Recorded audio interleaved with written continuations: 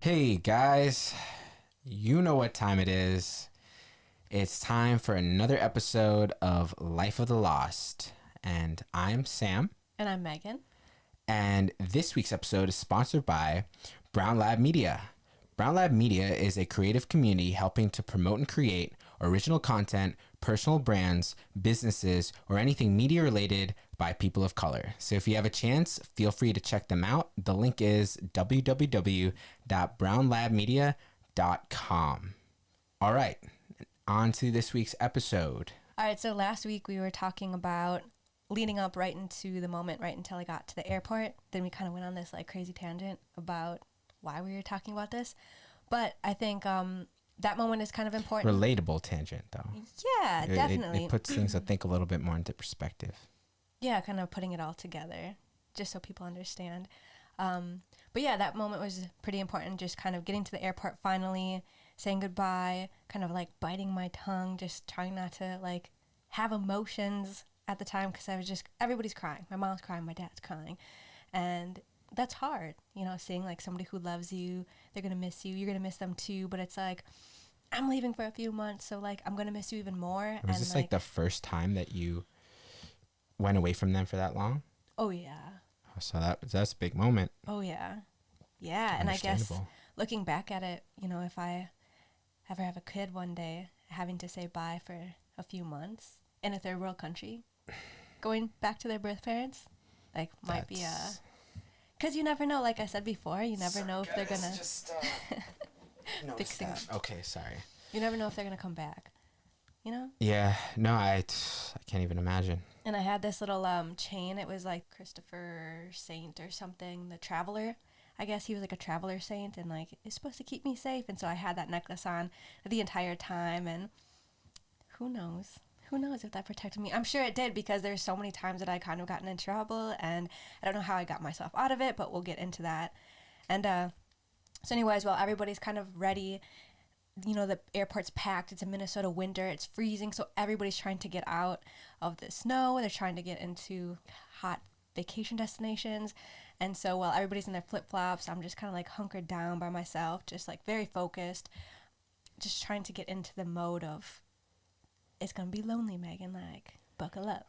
Oh, were people in their flip-flops because you were taking a flight to Florida? Yeah. Oh, I see. Oh, that's a good thing to I didn't even realize that. Yeah, I just was thinking why. Like, I mean, unless you're going to Peru in the summer, but for some reason I don't associate Peru with, like, summer, like, Florida or, like, the Caribbean. Maybe because it's not necessarily, when you've gone, it hasn't been, like, a vacation. Yeah, right? It's not, yeah, maybe that's why.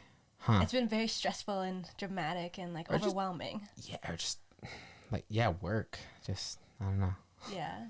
Like, trekking place to place and, yeah. But I think that, yeah, so getting there, it was really nice. Got to Lima. And then when I was in Lima, I met a bunch of people from a Smile Network. They let me stay in their hotel for the layover. It was I think I had about a 10-hour layover. So that was really nice. I got to sleep and have to stay at the airport. Then came back in the morning, went to Cusco, which is another hour. And my mom, my sister, and her boyfriend and their little baby picked me up in the car. And that was really nice. Like, the ride home was really nice. Just kind of nuzzled up to my mom, realizing, like, we're going home. Sorry, I just mean to back up a little bit. Like, how was that when you got off the plane in Cusco, meeting your family for the first time? Like, how did that all go down? Like, do you remember it? Like, who was first? Were they like, I don't know, I'm curious. I think I'll always have that, like, vivid image in my head, and, like, thank you for stopping me, because I feel like I just, like, go around these things very often because maybe it's because they're kind of traumatic to me, not in necessarily a bad way, but just in, like, if you can close your eyes and remember, like, something very vivid, and maybe it doesn't bother you, maybe it's a good time, but for some reason, like, I try to kind of suppress these things because they are very emotional. And I remember walking out. I had all my luggage. I had 2 bags. One huge bag of my clothes, and then some of their clothes and, like, supplies were in there, and then a giant bag of just clothes and, like, toys and things that I was giving to them. And I came out with my 2 bags and my backpack, and there was a crowd of people. It was kind of like a half circle of people, and I saw my sister and my mom first, and my sister was just bawling and just handed her baby to her boyfriend, and she just grabbed me and was hugging me. She was just so warm because she was outside. It was really warm outside, and like my mom, then I went to go hug my mom, and she was crying. And you know when you hug somebody, you can feel the tears on your face because you're touching them. And so it was an overwhelming moment. I hadn't, oh yeah, I guess I had met her boyfriend before, but he was completely kind of in the back picture, just trying to kind of, I think, be respectful of like me seeing my mom and my sister. I hadn't seen them since, Yeah, I was gonna ask. it had been probably about 5-6 years. Wow. So, I mean, we kept in touch, obviously, on Facebook, things like that, you know, phone calls. I'm weird about that because there was a time where I didn't really talk to them for a year because they were fighting about money. And so it was just an on and off thing. Every single time I would give them money, there would be some kind of discrepancy, and I didn't know where I fell in all of this. A little bit of like animosity towards them, a little bit of anger, a little bit of a resentment towards them. And so I'm a runner. I would pull myself away from them. I would come back. I would pull myself away. I'd come back. Kind of like when me and you were kids. Like, I don't know. That's just, I didn't want to ask the questions I should have asked. I didn't want to deal with like the truth or the reality. Yes, I could sit there and like have this dramatic conversation. But it's hard, right? Because you didn't understand the language. So even if you wanted to, like, I don't know if you really... No, that was an excuse because I had people around me who spoke Spanish. They had translators and But it's not friends like as well. honest, though. Like, I don't know, like... You're right. I like mean, it might not have been, but like... Meaning, like, sorry. Their responses would be dictated by whoever is translating. So it's like, you know, they could say one thing, in reality, the truth is something different, but you would never know that because... I guess, unfortunately, like it's understandable. I feel like anybody would be like that. They have that shield up. Yeah, and vulnerabilities down, not down, but those instances have happened before where they would go and get things translated from a neighbor, and then the neighbor would try to get involved and try to say, oh well, my husband needs a size like 32 pants and whatever. And so I'm like, so you're telling me that my sister's asking for help to translate things, and then in turn you want me to send you pants? Like, what is this? It was just, as a kid, I didn't really understand. And now as an adult, looking back and learning a little bit about Peruvian culture and realizing that it's kind of I forgot what it's called. Is that reciprocity? Something. I'm totally butchering the word. But, you know, you do something for somebody and later on, you know, they're expected to help you back. Like blackmail? Like, I don't know. No, it's just kind of how they paid each other. Like, eye for an eye.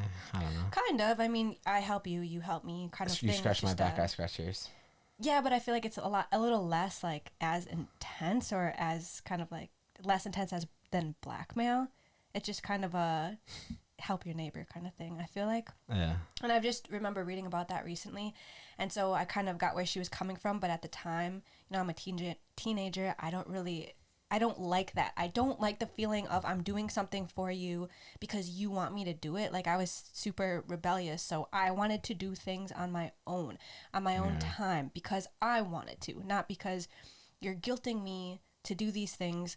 And I guess that's kind of a side note into, you know, me maybe not being as emotional when I saw them for the first time when they were picking me up, and them being super emotional. You know, they're kind of, I guess, stuck with their thoughts, and here I am not necessarily contacting them back and certain things, and I'm over here like living my life in the United States and constantly busy. And so I don't know if that has to do with it, but I didn't really cry. I just was kind of like, hey guys, like, how are you? You know, like, yeah, all right, let's get home, I'm hungry, kind of thing. So that was nice. The car ride back, that I got really emotional in the car because my mom was like holding me, and I just was kind of like nuzzled up into her little armpit, and I was so uncomfortable, like just kind of like sitting like this the entire time and trying not to move, just felt like a baby. And she was sweaty. We were jammed in this car in like the backseat of this taxi, and so it was like, but it was nice. Got home. I should have paid attention to where I was going, because that kind of hit me in the ass later on. Like I just should have I should have looked out for myself a little bit more. But I think in those moments, the car ride? About 30 minutes from the airport. Okay. But I think I was just like sucking up all that, but just kind of remembering, looking back and thinking of how many times I got in trouble because I was lost, and not paying attention probably when I should have. But that's a side note. Getting home, kind of got the grand tour of the house. A lot had changed because my sister's boyfriend is a lot more modern. They have a wash machine, they had a microwave, they had 2 fridges. They had tile on their floor in the kind of back of the house. So it was very different than what I had remembered before, which was nice. I got a tour of my room. That was pretty cool. I tried to contact my parents in Minnesota, which was really hard because Facebook saw that I was in a different country and they tried to authenticate me, and I had to take a picture of myself with a code that they had sent me, and I had to just show it like a mugshot. It was so weird, and they're like, oh, okay, we believe it's you. And then they finally let me log into my Facebook to tell my mom and dad, like, I'm here, I'm safe, we're good. Because you remember when you go like to other countries and it's like, I don't know, I had Sprint at the time, and they're like, it's, I don't know, $1 per minute phone calls. Some places don't have any service at all. Yeah, it's weird. Like I remember it, but it doesn't apply anymore. Well, when we went to Cuba, remember? I don't know if you got that text message. I did when we went to Cuba. It told me how much text messages would be to other countries. While I didn't even get. I didn't even get. You don't think you got anything? But I think Cuba is an exception, just because it's just so different compared to like the rest of the world. But yeah, I remember when I went to Canada. Does that count? I mean, it's a different country, right? Yeah, I didn't get any problems. I could text unlimited. Yeah. So I don't know. I don't know. Maybe it was just me, but I had to kind of log on to Facebook to get a hold of them in any way. And so did that, hung out for a bit. It's weird. It's weird because I just wanted to be just like them. I just wanted to eat like them. I wanted to do things like them. I wanted to be around them, how they were around me. Like, what I'm trying to say is I didn't want to feel as if, let me restructure that. I didn't want them to feel like they had to act a certain way around me. Like, oh, she's from the United States. Like, let's make sure we sit up straight, and like, let's make sure we like, accompany her with all of her needs. And that's how it was from the beginning, and it felt frustrating. One of the first times I was eating bread, and they brought me a blanket. I was sitting on the ground, and it's like rock and mud or dirt, and I was sitting on the ground, and they're like, no, and I was like, what? And they're like, no, wait. And then my brother comes in, brings a blanket, puts a blanket underneath me, multiple blankets, and then covers me with a blanket. And I'm looking around, and nobody else has blankets on, and I'm just kind of like, come on. I don't want to feel like this. I just want to get dirty, kind of like you guys are getting dirty, and not really care about things, kind of like you guys aren't caring about things. And then especially eating, they would be using their hands with certain things, but I'd be expected to use like a knife and fork. And I didn't want that. I feel like you're in control a lot, right? At the end of the day, the door opens both ways for you. It only opens one way for them. So if they disrespected you in any way, that's it. They'll never be able to go see you. If you, to them, yeah, I guess I never thought of that. Them. Like, trying to make sure like all of my needs are met, especially I guess the only thing that they have to go off of is watching American movies or talking to American friends or seeing, I guess, the difference in the culture. And so definitely I could see that they were aiding towards trying to make me happy, but that was the problem. That wasn't making me happy. Like I just wanted to be, that was my whole point of going down there, was to be just like them, to kind of feel like I could do that. Obviously I can't. I was raised in the United States. I'm not an idiot. I'm not oblivious. Like I'll never be able to. I wonder how much though, life. Right? Like it's weird. I feel like sometimes your mind has these two very real like mentalities just clashing. At what point you so desperately want to be a part of them, but you also so desperately understand that you can't. But a part of you so desperately just wants to forget that you can't, so you'll try, but then ultimately realize you can't. So you're like, and then you get very It's like it's a not very, all the time, but sometimes I feel like in certain moments you're like, fuck, you know. and I think that's all a part of like like my identity, because Yeah. I feel so very lost, and like nobody can see this right now, but I have a stack of books like this big. I went on like a book buying spree, and they're all about like Peru and their culture, and like the mountains and the culture there versus the city, and like how they eat and their traditions, whatever, everything. And I've been really not, I've been so afraid to kind of open them because of the duality of like, oh, you're learning from a book, and you're not necessarily learning because you're down there or somebody's telling you, and like somebody wrote these books, kind of going back to the history of Peru in general, where the Peruvians didn't really get to write their history. It was all word of mouth, and it's coming from, you know, the Spanish writing their history for them. Obviously the Spanish didn't want them to have, you know, their cultural roots at all. So what was taken out, what was replaced, what was, so I really battle with if what I'm reading is actually true, if what I'm watching on like the National Geographic, all the documentaries I started watching, is that even true? The sad thing I think is that the Peruvian community, I think in Peru, don't even really know. Like maybe a select few do, like the ones who really pass things down, and each Peruvian family has their own maybe traditions and stuff that they had through their family's generations. But because unfortunately nothing was written down, I think it's all free for all. You know, everyone just takes what they want. They just assume that they just adopt it into their culture, and that's kind of sucks. That's kind of like what makes me feel like bummed about that. I told you too about my own culture. It's like one of the reasons why I really am, I love like World War II and World War One. It's European culture, and like even Asian culture, is just because they wrote it down. Like I can learn it, and I can study, and I can explore. But with like proving, it's not that it's any less interesting to me. I just, like you, I don't know like the facts. Yeah.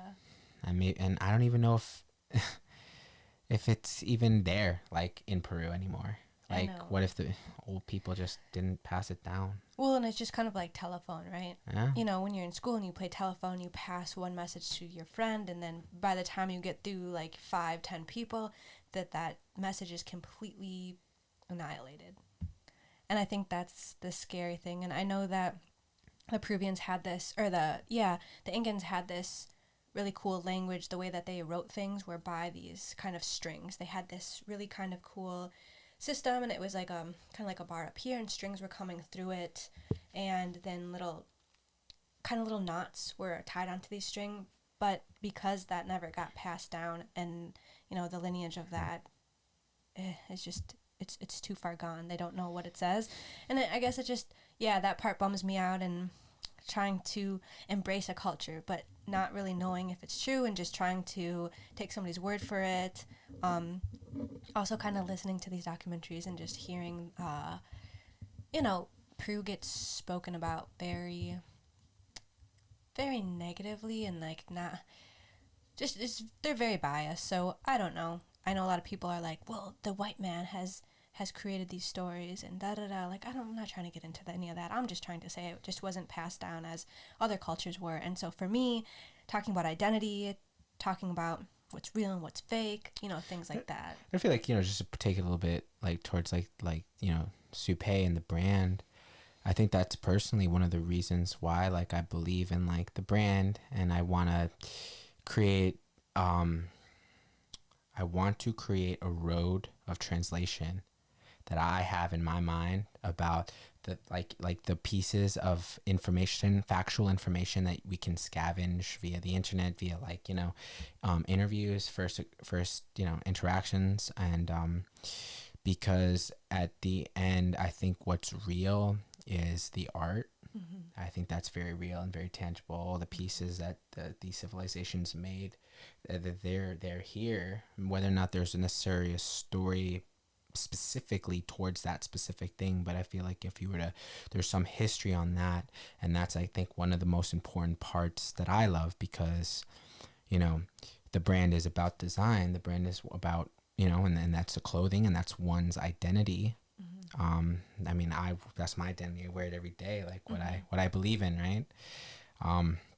So that's kind of like how I want to pass it along, you know, my own, what I find beautiful in Peruvian culture, whether or not I have facts to back it up, or whether or not I just have the beauty of the culture that I see in museums, or that I see in, you know, people speaking, hearing interviews about people talking about, you know, their generations, you know, because there are some interviews of, like, you know, people talking about the culture, like who know a little bit more. Right. I remember watching this, like, one thing about, like, the one indigenous news station in Peru called Cunanchic, which means, like, for the people or something. That's what, in Quechua. Yeah. And it's, like, the only news station that is specifically broadcast in Quechuan.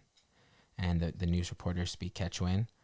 And it's really cool, because that's another piece of, maybe that company doesn't really know the history of the specific specific culture that language derives from, but at least they're doing their part in trying to keep that going, which is why they're giving these people who only speak that language an outlet to be able to, one, still practice it by listening to it, and also being informed of modern news that might affect them. Yeah. Like, which is really dope. Yeah, things going on kind of around them, and not kind of singling them out. Or leaving them out, I guess. Leaving them out. So, yeah, it's... Yeah, like, I guess... See, we do what we can with the information that we have available. Right. And I think that really trying everything to create transcendence for the future, and try and keep that culture alive, is better than not doing anything, I think. Yeah. And just being, oh, that's cool. Yeah. No, you know, like, I'm going to put my own interpretation. Because at the end of the day, I love Peruvian culture. I love where I come from. I'm just, you know, trying to make it more, maybe more palatable, or have somebody understand it through my eyes. Yeah. Who doesn't know about it, who might want to know more about it, you know? Yeah. And that's all about, you know, giving other people another way of looking at things. And that's, like, my goal, right? To just give people another way of looking at things, kind of, right? Because, sorry, I don't mean to go on a tangent. No, it's okay. Because, you know, we're our clothing line is inspired by, you know, the art of the Incans and of the past. And crap, I forgot what I forgot. I had something good too. I think what you might have been able to, we're going to say, is just how it's, like, bringing the past to the present. Yes. Oh man, it was good. It was okay, because we were talking about the inspiration we have to push us through Supay. Yes, and how we're taking a lot of time into trying to grab pieces of significance, historical significance, that we can from the Incan and Peruvian culture. And I think that we're Latke's just I know, I have an old blind dog, and he found his way into our studio, and I just hear him needing attention, and it's very hard, on top of forgetting my train of thought, also to not feel some kind of anxiety because of his need for affection and attention. And he's just making noises, and it's like, it's very distracting. Oh, come up here. Oh gosh. Yeah, so if you're on the YouTube, you can see him. His name is Latke. He's blind. He's 12. Latke is the Jewish word for a potato pancake that we eat during Hanukkah. Oof. And yeah, he's a smelly guy. But dang, sorry. Anyways, just you know, the root of it is you know, I personally want to take a lot of time into creating specific products that speak to the culture that the Incan civilization kind of pass down the remnants of that, and yeah, that's important. Yeah, especially to, like you said, you're taking inspiration, you're taking facts, as much as we can, like taking facts and kind of creating a clothing line based off that. And I think that's the most important thing, is feeling like you're doing something, feeling like you're giving back somehow, feeling like you're being involved, and linking the past to the kind future. of, because while you're doing that, you're creating the design kind of in a way more easier to understand, and more, I guess, it's not that you're adapting it to have somebody else understand and disregarding the beauty of what it was before adapting it for somebody else to understand. You are just giving it your own spin on it. So it's like translation. That's how I view it, like a translation from English to Spanish, from Spanish to French, from French to like German. Like that's a translation. Yeah. And I think that that's important, because like we were talking about, the Incan culture is dying. And I think any form of keeping it going to the next generation and keeping them interested and keeping them, energized about that is better. It's really great. It's better than just being like, oh, well, that sucks for them. I wish I could do something. But no, I mean, I am doing something, and I feel proud about it. And I can't wait for you guys to see what we have in store. Yeah, we got a lot of stuff we're working on. Sorry about that tangent. No, it's important, and I think it kind of just links to this, is like the cultural differences, right? Like there's a giant difference from me going down there having that like privilege, thinking that like, oh, I'm going to be treated the same as them, or wanting to be treated. Obviously I come from a very different background, and it doesn't make sense for me to have that assumption. And later down the line, I find out kind of why it is, and I guess we could go through that really quick. Let me check the time. You okay? Yeah, we have a little time. Sorry guys, it's Tuesdays, and it's pretty tight schedule we're running here on a Tuesday night. Totally. So bear with us. But I guess later on down the line, I find out I was having a conversation. My friend, who I met down there with Smile Network, she had a boyfriend, and he is Peruvian. He was a tour guide. I don't know if he still is, but he knows a lot about the Peruvian culture, obviously. And what he told me is, because you went to a university in the United States and you graduated, they think of you, this was his words, they think of you like as royalty. And he said that you're going to get treated differently because of that. You're going to get treated everywhere you go when somebody finds that out, and especially your family. They're going to, expect you to be a certain way, and they're going to treat you a certain way. So try not to take it as disrespect. It's just how it's gonna be. And the reason that conversation had kind of come up was because I was really struggling with that. I was really struggling trying to, I can never find a place, right? Feeling like maybe it's just me, maybe other people experience this as adoptees, just trying to kind of find your place, find your niche, trying to find it. And going down there, the second I don't talk and I just turn my voice off and I just kind of float around in the pool of people, yes, I fit in. Yes, I look like everybody else. But the second I open my mouth, I'm automatically taken out of that pool, and I'm automatically segregated. And so, even with strangers, when I talk down there, oh yeah, why do you speak like that? You can't speak Spanish, which is interesting, because I have next week we'll talk about the experience in the hospital. Well, I guess even weirder, I didn't even realize until now, I guess just being able to just utter English words is already privilege enough down there too, because I'm sure a lot of people really want to learn English down there so they could be more dual.